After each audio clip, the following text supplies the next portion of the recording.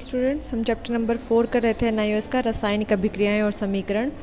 और वो फ़ोन का स्टोरेज ख़त्म होने की वजह से वीडियो बीच में ही रह गई थी। तो एक बार मैं फिर से पीछे वाली वीडियो को भी थोड़ा सा अब लिंक करके उसके साथ ही चलते हैं। मैंने आपको संयोजन अभिक्रिया समझाई, अपघटन अभिक्रिया समझाई और विस्थापन अभिक्रिया समझाई हैं अभी। तो एक बार इसको प्रैक्टिकल एग्जाम्पल से लेके चलते हैं। जैसे हम क्लासरूम का एग्जाम्पल ले रहे थे विस्थापन में, ऐसे ही लेके चलते हैं। संयोजन अभिक्रिया मतलब क्या बताया था मैंने, दो अभिकारक मिलकर एक उत्पाद बनाते हैं। ठीक है, तो जैसे हम क्लासरूम के एग्जाम्पल से चल रहे, तो हम क्लासरूम का एग्जाम्पल लेते हैं। इसमें भी संयोजन अभिक्रिया में भी जैसे एक बच्चा थोड़ा सा कम है पढ़ाई में और एक ज़्यादा इंटेलिजेंट है, तो मैम क्या करती हैं, दोनों बच्चों को एक साथ बिठा देते हैं। चलो भाई तुम दोनों मिलके तो इसको भी समझा देना थोड़ा सा, तो दोनों का साथ में बिठा दिया एक बेंच पे। तो ऐसे ही मान लो कि MG है वो थोड़ा ज़्यादा इंटेलिजेंट और O2 है थोड़ा सा कम है। ठीक है, तो ये दोनों एक साथ बैठ के इन्होंने क्या बना लिया, MgO बना लिया। इनका अपना ग्रुप बन गया MgO। तो ये आपस में अपना काम करेंगे। अब ऐसे ही सेकंड एग्जांपल में कार्बन और ऑक्सीजन, ये दोनों अलग अलग बैठे थे। इनमें एक को तुम कोई भी इंटेलिजेंट मान लो और एक को कम, थोड़ा सा कम मान लो। ये दोनों बच्चे अलग अलग बैठे थे। मैम ने बोला कि भाई तुम साथ बैठ के काम करो, तो CO2 बना लिया इन्होंने, साथ बैठ के अपना ग्रुप बना लिया। तो ये क्या है, संयोजन अभिक्रिया, जब दो अभिकारक मिलकर एक उत्पाद बनाते हैं। ठीक है, अब अपघटन अभिक्रिया क्या होगी भाई, अपघटन अभिक्रिया में ये हुआ वो दोनों बच्चे बैठ के भाई बातें करने लगे, पढ़ तो रहे नहीं थे। तो मैम ने बोला भाई तुम एक काम करो, तुम वापस से अपना अलग अलग हो जाओ, तुमने पढ़ना तो है नहीं, तो एक काम करो तुम अलग अलग ही बैठो, अलग अलग ही ठीक रहोगे। तो ये यहाँ पे ये CaCO3, कैल्शियम और कार्बन और ऑक्सीजन, ये तीनों एक साथ बैठे हुए थे। या तो फिर इन्होंने क्या किया, कैल्शियम और ऑक्सीजन को अलग कर दिया और कार्बन डाइऑक्साइड को अलग कर दिया। ठीक है, ये दोनों दो प्रोडक्ट बना दिए उन्होंने, बच्चों को अलग अलग बेंच पे बिठा दिया। या फिर ऐसे PbNO3 जो दूसरा एग्जाम्पल है, इसको लिया लेड नाइट्रेट को और इसने PbO, 4 मोल्स ऑफ NO2 और ऑक्सीजन, ये बनाए, 3 बेंच पे बिठा दिया इनको। एग्जाम्पल के तौर पे इनको 3 बेंच पे बिठा दिया। तो ये क्या हुआ, अपघटन हुआ। संयोजन में क्या था, बच्चों के फ़ायदे के लिए मैम ने अलग अलग बैठे हुए थे बच्चे, उनको एक बेंच पे बिठाया कि भाई तुम इनसे पूछ लेना आपस में और इसका भी थोड़ा सा काम करवा देना, इसको भी समझा देना। लेकिन अपघटन में क्या हुआ, बच्चे बैठे तो थे साथ में लेकिन बच्चों ने करनी शुरू कर दी बातें। तो मैम ने कहा वापस से अलग अलग हो जाओ भाई। तो अपघटन मतलब टूटना, तो उनका जो बॉन्ड था, उनका जो फ्रेंड सर्कल बना दिया था वो मैम ने तोड़ दिया, वो अलग अलग उनको बिठा दिया। वो क्या होगी, अपघटन अभिक्रिया। विस्थापन अभिक्रिया में क्या बताया था कि मॉनिटर के पास थोड़ी सी ज़्यादा पावर होती है, तो मॉनिटर क्या कर सकता है, क्लासरूम में जाएगा, किसी भी बच्चे को उठा के उसकी सीट पे खुद बैठ जाएगा।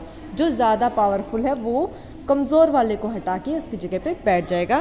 तो इसमें दिया हुआ था कि आयरन है वो ज़्यादा पावरफुल है बजाय कॉपर के, उसने कॉपर को उठाया और कॉपर की जगह खुद जाके बैठ गया। FeSO4 + Cu बना दिया उसने, कॉपर को बाहर निकाल दिया, कॉपर दूसरे बेंच पे जाके बैठ गया। ऐसे ही जिंक और कॉपर सल्फेट लिया, तो उसने फिर से कॉपर को हटा दिया, कॉपर कम क्रियाशील है और उसने क्या बनाया, जिंक SO4 + Cu बन गया। ठीक है, द्विविस्थापन अभिक्रिया में क्या है, द्विविस्थापन अभिक्रिया ऐसी अभिक्रिया जिसमें दोनों अभिकारक हैं वो आपस में आयनों का आदान प्रदान करते हैं। अब ऐसे मान के चलो कि भाई 2 मॉनिटर हैं, एक मॉनिटर एक बच्चे के पास बैठा था, दूसरा मॉनिटर दूसरे बच्चे के पास बैठा था। तो समझाने में वो अपने मतलब जो उसके साथ बैठा था उसको नहीं समझा पा रहा था, दूसरा मॉनिटर दूसरे बच्चे को नहीं समझा पा रहा था। तो उन्होंने अपनी सीट चेंज कर ली कि चल मैं इसको समझा के देखता हूँ, तू इसको समझा के देख ले, क्या पता इनको ऐसे समझ में आ जाए।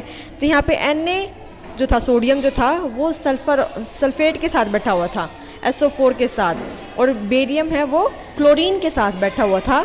तो इन्होंने अपनी सीट एक्सचेंज कर ली, जो Ba है, बेरियम है वो SO4 के साथ आ गया और सोडियम है वो क्लोरीन के साथ आ गया। तो इसने बनाया BaSO4 + NaCl। ठीक है, तो ऐसे अभिकारक जिसमें आयनों का आदान प्रदान हो। और क्लासरूम के एग्जाम्पल के हिसाब से हमने ये करा है कि 2 मॉनिटर हैं, उन्होंने अपनी जिनके साथ भी वो बैठे होते हैं उन्होंने अपनी सीटें एक्सचेंज कर ली है। तो ये क्या हो गया, द्विविस्थापन अभिक्रिया, जहाँ पे 2 अभिकारक अपने सीट बदलते हैं और आयनों का आदान प्रदान करते हैं। ठीक है, दूसरा एग्जाम्पल है ZnCl2 + CuSO4। तो इसमें क्या हो गया, जिंक है वो SO4 के साथ आ जाएगा और Cu है वो क्लोरीन के साथ चला जाएगा। तो ZnSO4 + CuCl2, जिंक सल्फेट और कॉपर क्लोराइड बना दिया। तो ये क्या है, हमारी द्विविस्थापन अभिक्रिया है। ऊष्माक्षेपीय अभिक्रिया। ऊष्माक्षेपीय अभिक्रिया वो होती है बेटा जिसमें जब हम कुछ बनाते हैं तो ऊष्मा बाहर निकले, उसको हम क्या कहते हैं, ऊष्माक्षेपीय अभिक्रिया कहते हैं। उदाहरण के लिए जैसे हम सांस लेते हैं, सांस लेते टाइम तो हम ठंडी हवा अंदर लेके जाते हैं, लेकिन जब बाहर सांस छोड़ते हैं तो क्या आती है, हवा गर्म आती है, तो वो क्या है, हमारी ऊष्माक्षेपीय अभिक्रिया है। ठीक है, जिसमें हमारी ऊष्मा निकलती है, जो अभिक्रिया कराते हुए ऊष्मा बाहर निकले। हमारे शरीर में हम खाना खाते हैं, खाना टूटता है तो भी क्या होता है, शरीर गर्म हो जाता है, तो वो भी क्या है, ऊष्माक्षेपीय अभिक्रिया है। ठीक है, एक और एग्जांपल दिया हुआ है CH4 + 2 मोल्स ऑफ O2, तो इसको भी हम कार्बन डाइऑक्साइड और वाटर बनेगा तो इसमें भी क्या होगी, ऊष्मा बाहर निकलेगी, तो ये क्या है, हमारी ऊष्माक्षेपीय अभिक्रिया है। ऊष्माशोषी अभिक्रिया। ऊष्माशोषी मतलब जब अभिक्रिया को कराते हुए हमें ऊष्मा देनी पड़े। ठीक है, ऊष्माशोषी, शोषी मतलब शोषित करना, मतलब ऊष्मा को अब्जॉर्ब करना, वो होती है ऊष्माशोषी अभिक्रिया। जैसे पौधे भोजन बनाएंगे तो वो क्या करते हैं, सूर्य का प्रकाश ग्रहण करते हैं, सूर्य के प्रकाश की गर्मी लेकर तो भोजन बनाते हैं, तो वो ऊष्मा का उपयोग करते हैं, ऊष्मा का शोषण करते हैं, शोषित करते हैं ऊष्मा, तो वो क्या होती है, ऊष्माशोषी अभिक्रिया। और पानी को अगर हम वाष्प बनाना चाहें, गैस में बदलना चाहें, तो भी हमें इसको क्या करना पड़ेगा, गर्म करना पड़ेगा। या समुद्रों का पानी है वो वाष्प बन के ऊपर उठता है, तो वो भी सूर्य के प्रकाश के कारण ऊष्मा को ग्रहण करता है और तब वाष्प बनकर ऊपर उठता है, तो वो भी क्या है, ऊष्माशोषी अभिक्रिया है। ठीक है बेटा, क्वेश्चन नंबर 8 तक अगर आपको कोई प्रॉब्लम आती है तो आप पूछ सकते हैं। आज के लिए इतना ही कर लेना बेटा।